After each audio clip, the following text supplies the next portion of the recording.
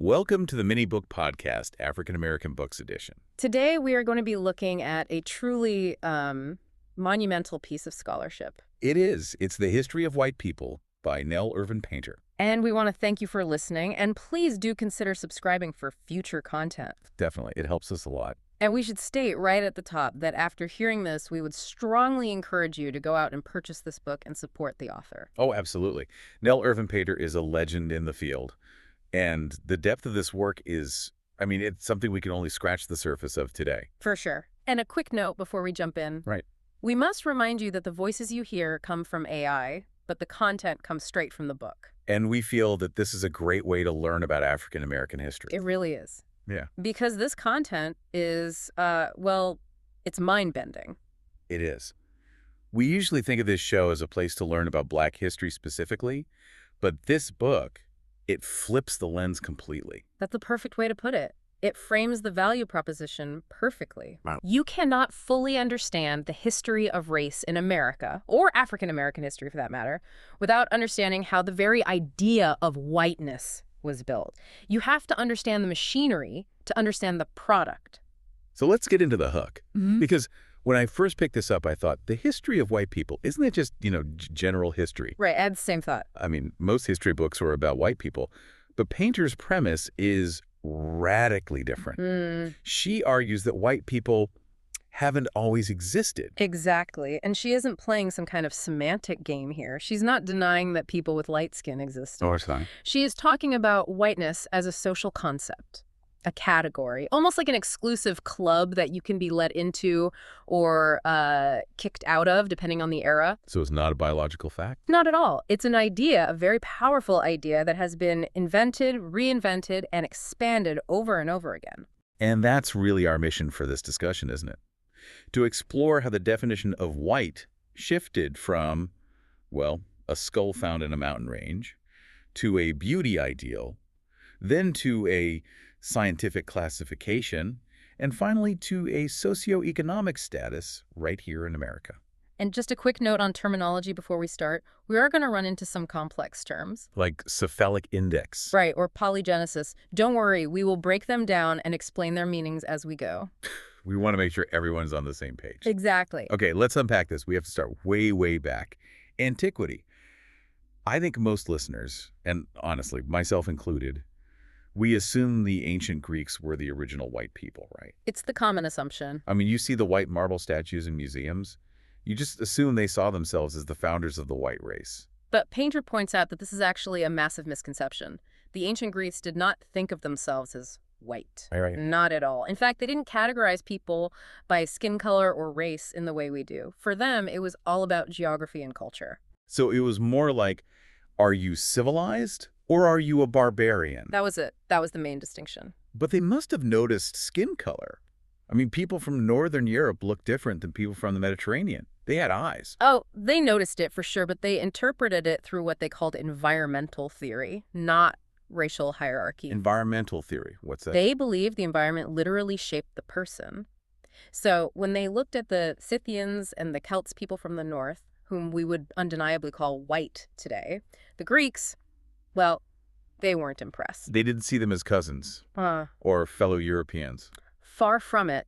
They acknowledged they were pale. Sometimes they described them as milky, but they did not see that as a sign of superiority. So what did they see? They saw them as soft or frozen people. They thought the cold climate made them savage, unintelligent, and lacking in courage. Wow.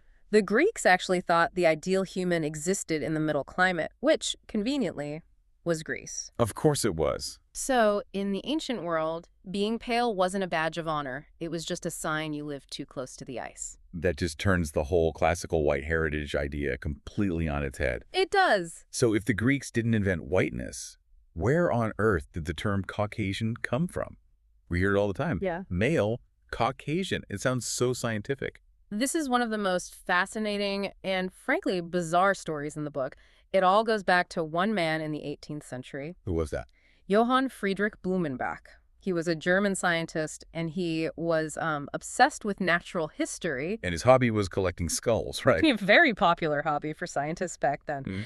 So Blumenbach has this huge collection of human skulls, and he's trying to categorize humanity into different varieties. Okay. He picks up one specific skull that came from the Caucasus Mountains. That's the region between the Black Sea and the Caspian Sea, modern-day Georgia, basically. Yeah.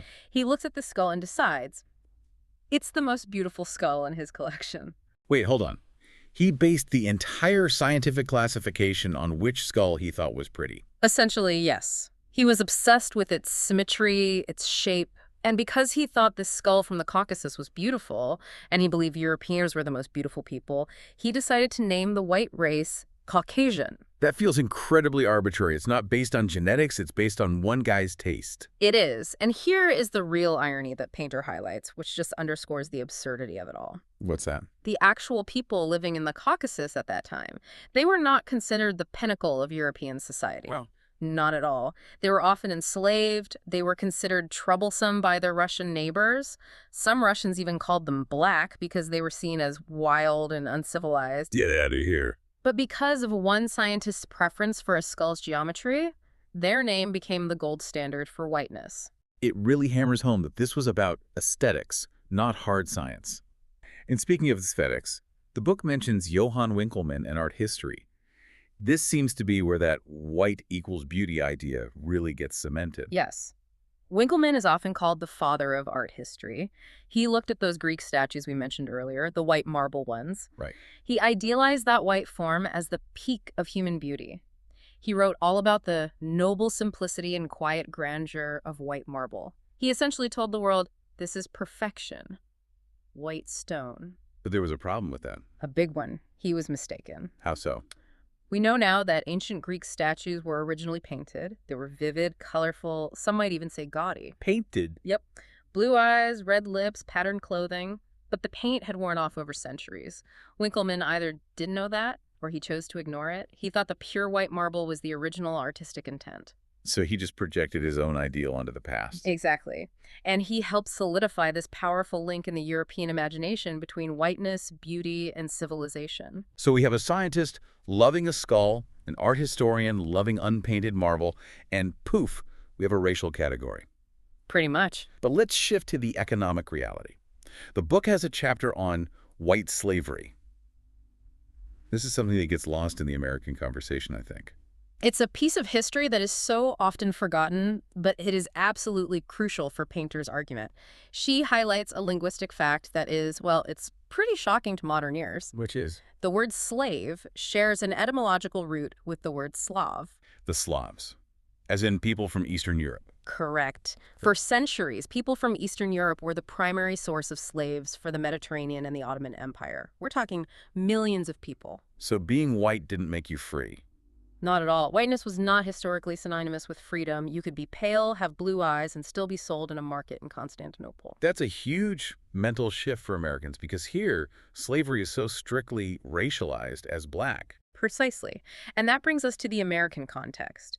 When Europeans started arriving here, the definition of white began to narrow. It wasn't enough just to be from Europe. No, you had to be the right kind of European. The American ruling class had to figure out who was in the club and who was out. And this is where Ralph Waldo Emerson comes in. I always think of him as the transcendentalist nature guy. He was, but he's also a key figure in what Painter calls the Saxon myth.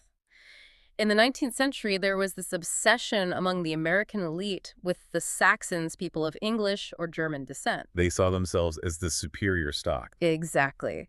Emerson and others believed they were the true Americans, the pioneers.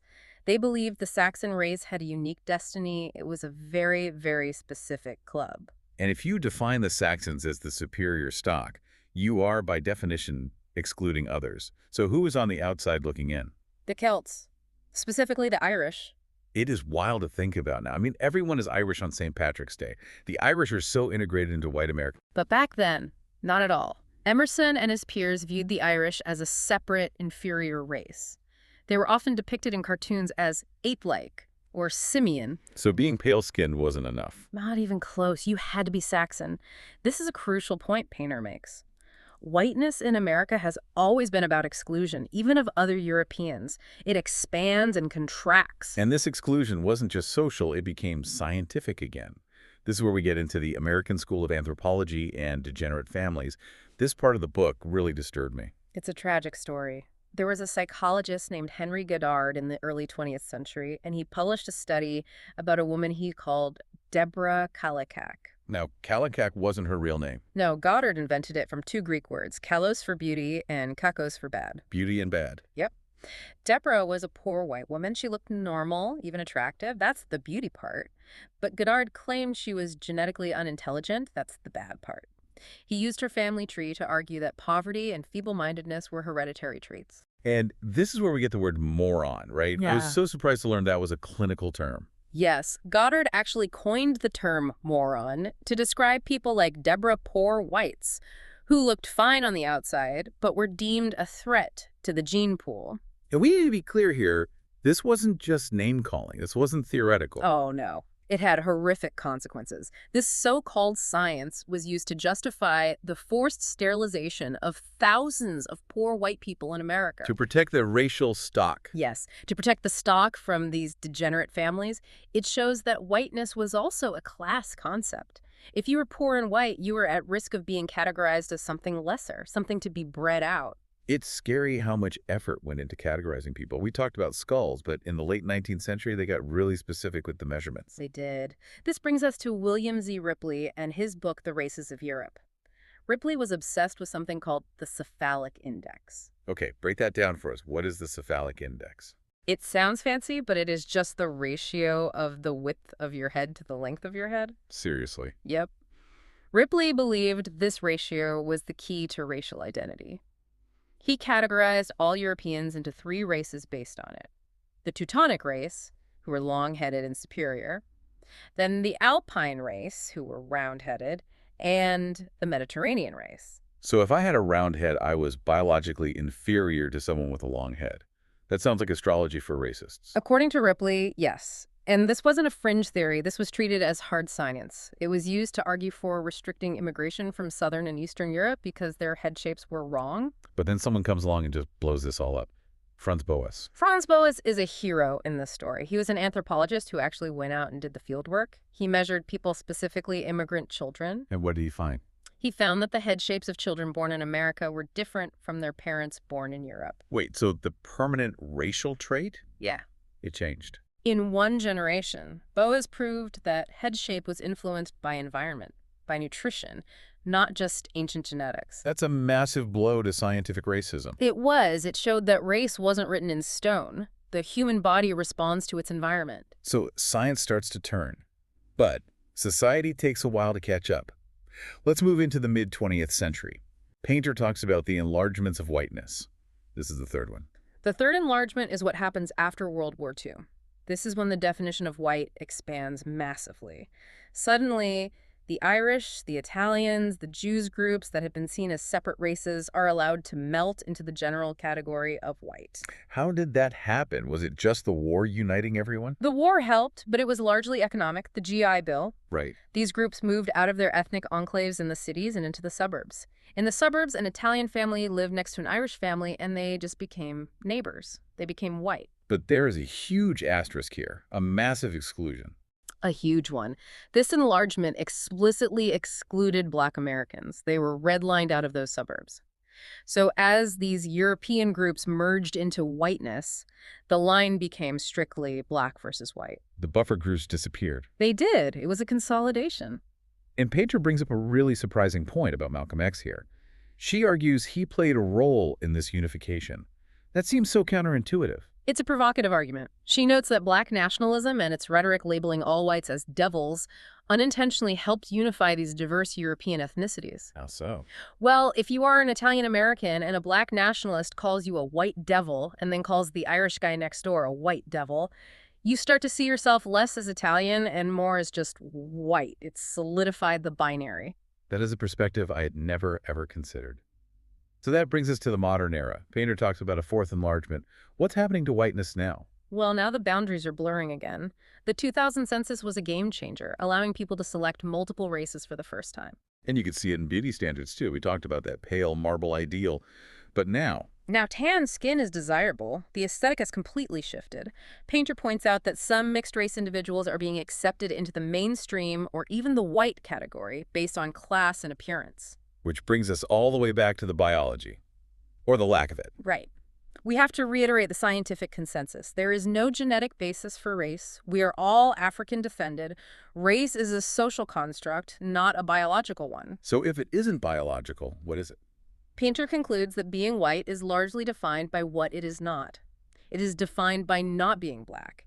And so often, it's just class masquerading as race. A category of privilege that keeps shifting its borders. Exactly. When the majority is threatened, the definition of white expands to bring in more people like the Irish, the Italians, and maybe now certain other groups. So here's where it gets really interesting for me. If whiteness has changed so many times in history, what happens next? That is the big question Painter leaves us with.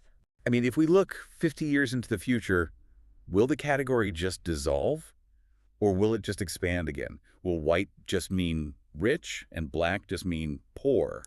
It's a disturbing possibility. If history shows us anything, it's that the category of white is incredibly elastic.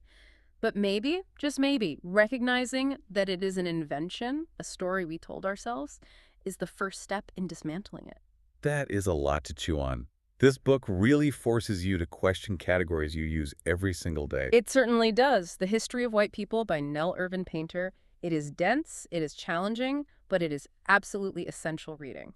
We're going to wrap it up there. Please, if you enjoyed this discussion, subscribe to the podcast. We really need your help to grow. Tell a friend, tell a teacher, tell your neighbor. And we want to hear from you. Head down to the comments section and suggest books you would like to hear in future episodes. We read them, and we want to cover what you want to learn. Thank you for subscribing and listening. We will catch you on the next one.